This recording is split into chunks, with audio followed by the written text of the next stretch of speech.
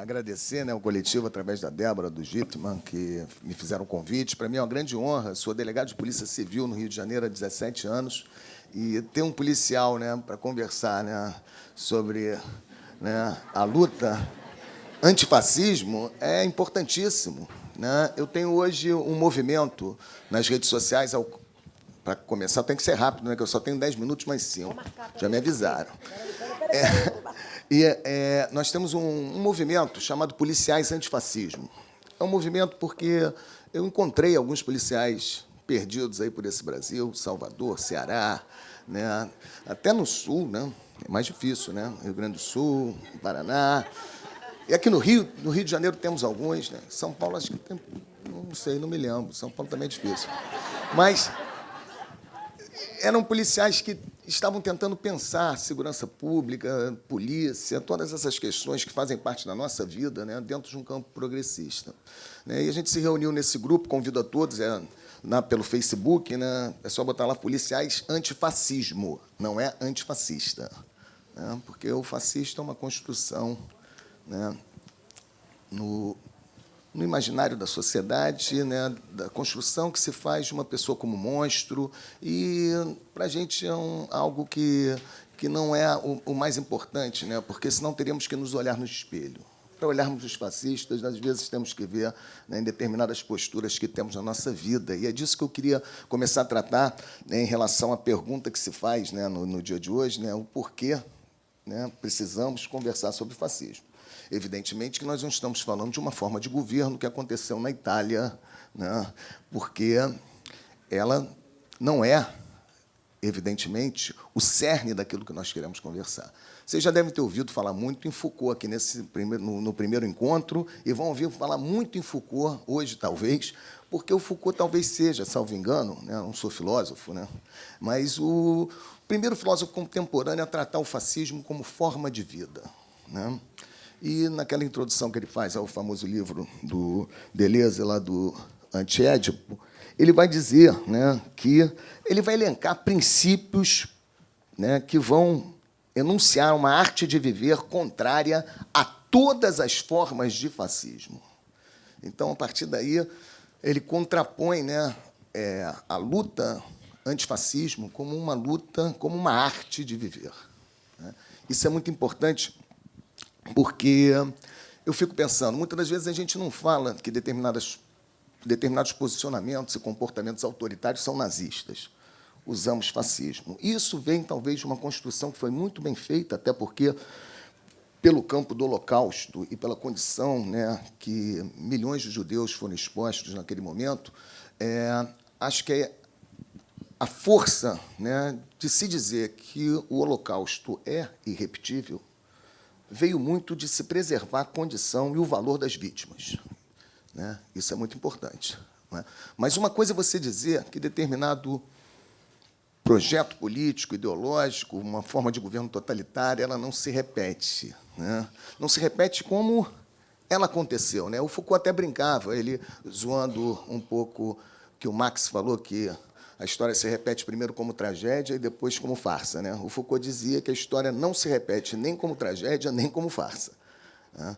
Ela não vai se repetir daquela forma. Nós não estamos aqui reunidos para nos organizar para, na hora que o Mussolini brasileiro assumiu poderes. Não, não é isso, não. Nós temos que falar do fascismo como forma de vida que está acontecendo exatamente hoje, aqui e agora, né?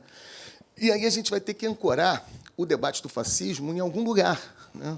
Onde que nós vamos ancorar isso? Aliás, o Foucault começa fazendo a crítica justamente quando ele trata, né, uma observação que ele fez sobre o nazismo e o fascismo, que as práticas não eram só práticas do Partido Único, não eram só práticas do Führer, eram práticas da população na Alemanha e da população na Itália que absorveram, né, aquele comportamento, aquela forma de vida, né? Então, várias práticas policiais, delações, confiscos. A população alemã era empoderada para realizar isso. Mas o Foucault vai chamar a atenção, quando ele olha para esse momento, e vai dizer o seguinte: olha, mas muitos desses mecanismos eles já estavam criados antes. É interessante, né? A Câmara de Gás, né, ela primeiro foi criada para matar alemães.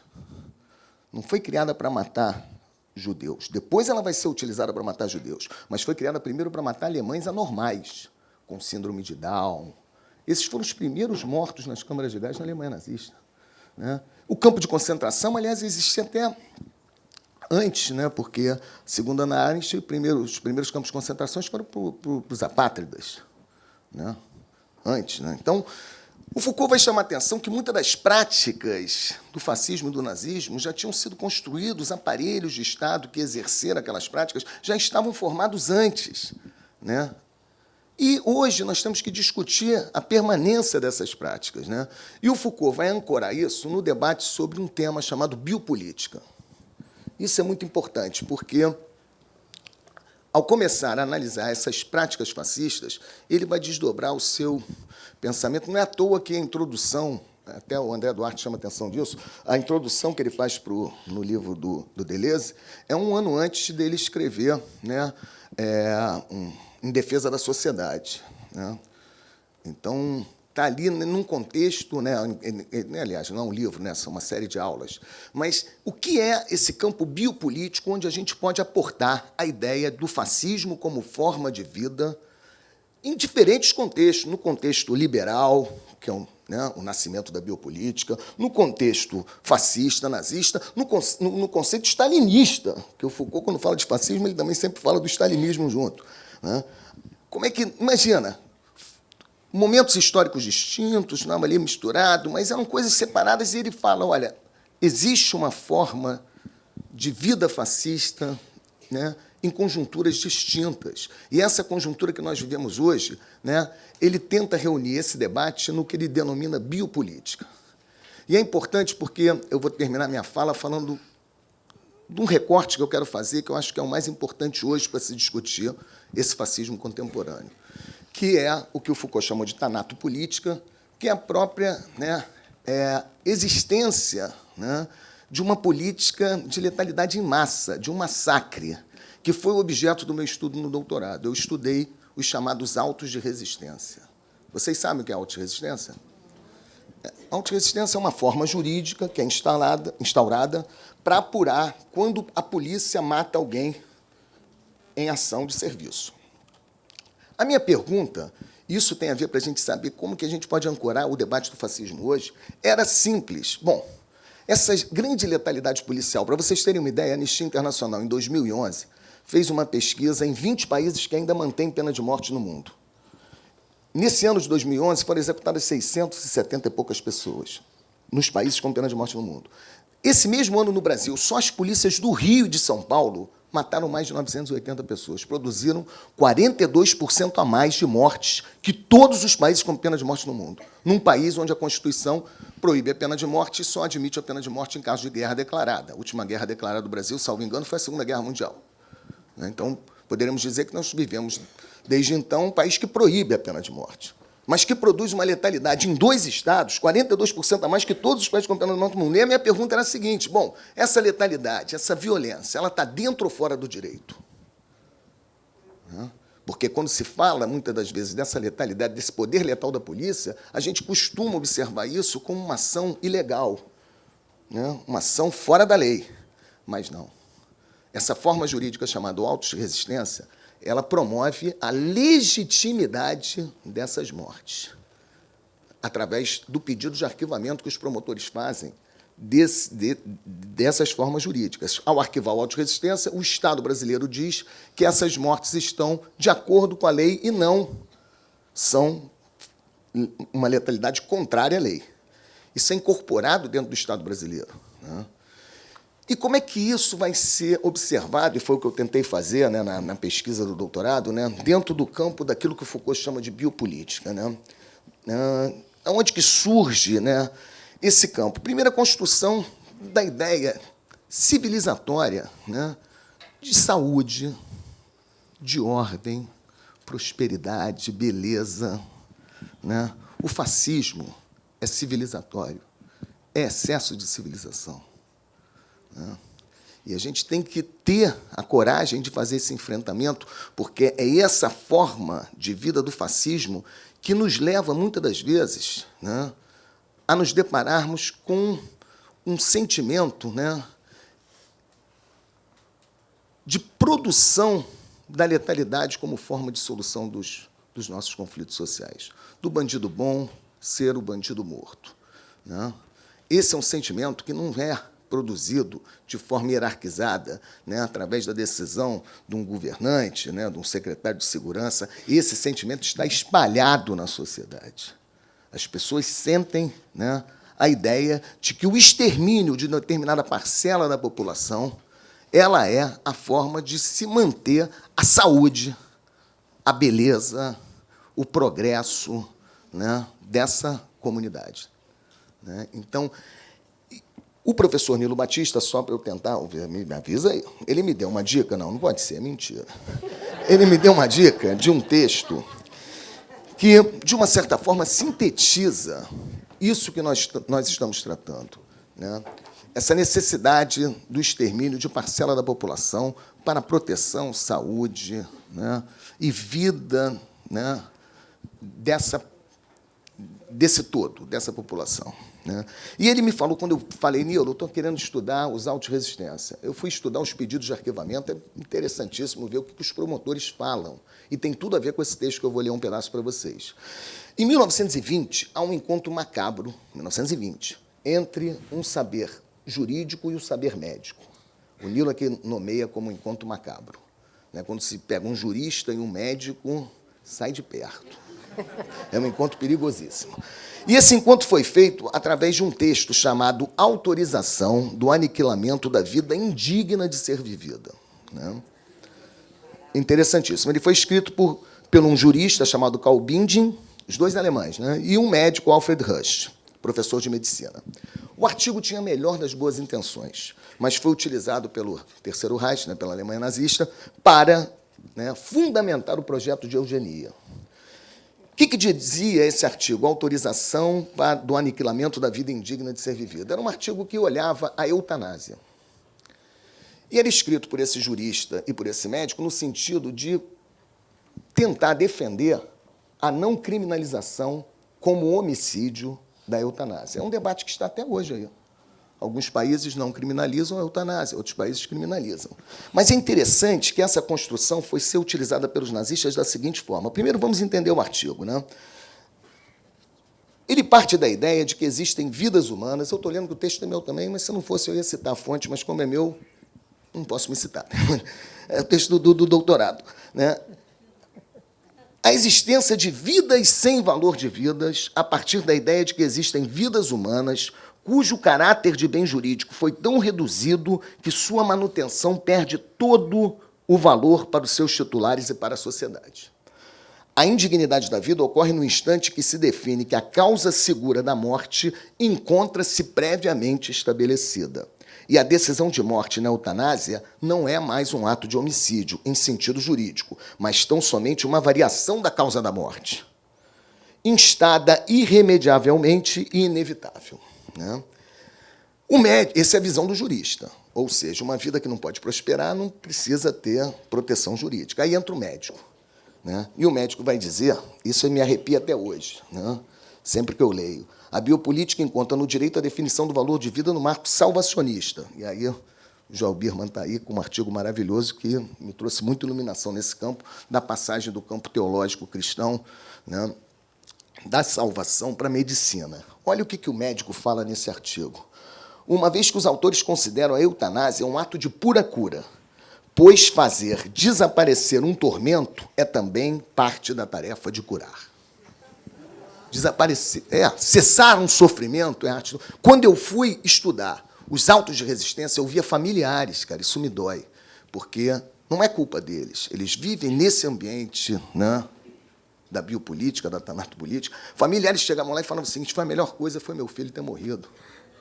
Porque ele vivia uma vida do crime, né? A gente, nunca teve, ele já estava fora de casa há não sei quantos anos, era só notícia ruim. Nós já sabíamos que o destino dele era esse, né? E quando os promotores pedem um arquivamento, eles se referem, né, a essas pessoas que morrem, quando identificadas como traficantes, como uma estatística, como um número. São vidas sem valor de vida que hoje, no Brasil, nós estamos, né, observando no sentido do fascismo como forma de vida.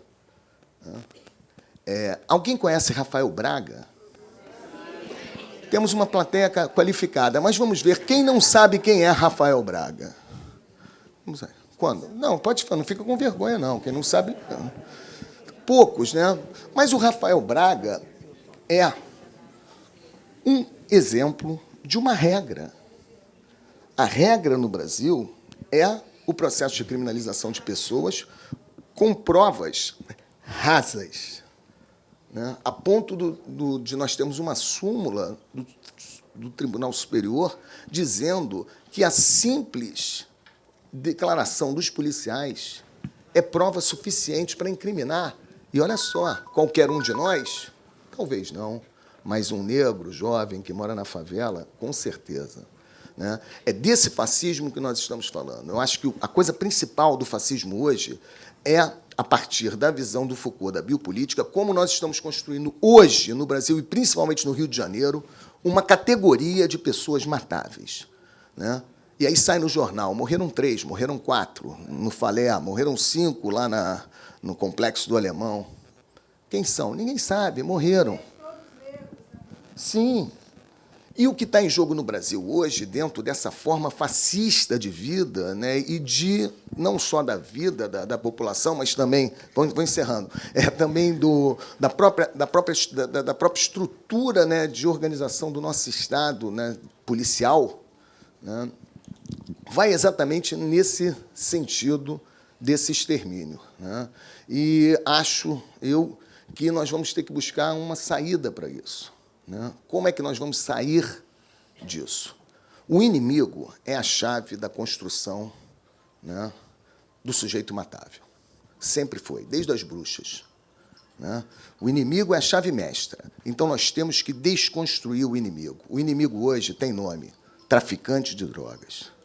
Esse é um nome que se dá a um inimigo para que se legitime o seu extermínio. Eu estudei os autos de resistência. Identificado alguém como traficante de drogas, não existe mais proteção daquela vida. O caso Amarildo, onde eu fui delegado, o que se discutia não era como a polícia atua, porque isso já tinha nas imagens. A polícia pegando ele, levando ele, desaparecendo, isso tinha até imagem. O que estava sendo discutido não era a forma como a polícia atuou, o que estava sendo discutido é quem era Amarildo. E a pergunta era uma só: era traficante ou era pedreiro? Até hoje, a imprensa, ao se referir a Amarildo, nomeia ele, o pedreiro Amarildo, porque, se ele não for nomeado, ele não tem proteção à vida. Então, para encerrar, nós precisamos desconstruir essa figura do inimigo. Precisamos acabar com a figura do traficante. E como se acaba com a figura do traficante? Legalizando a produção, do comércio e do consumo de todas as drogas. Essa é a luta política que eu sugiro para que a gente levante essa bandeira com muita seriedade, né? E, agora sério, para encerrar, a legalização das drogas não vai acabar com o racismo. A legalização das drogas não vai acabar, por si, né, com os procedimentos, né, do campo biopolítico, né? Novas lutas virão, e nós vamos estar nessa frente de luta, né, que vão surgir, mas a forma como essa tanatopolítica, a forma como esse massacre ocorre hoje no Brasil, vai ser desmontado. Eles vão ter que tentar, e, por consequência, eles vão criar novos mecanismos de controle punitivo, violento, contra, né, os indesejáveis, e nós vamos continuar na nossa luta, mas vai ser uma outra luta, não essa. Essa é muito covarde. Essa é muito fácil. Pegar um garoto negro, pobre, e nomeá-lo como traficante de drogas, isso vai acabar. Obrigado.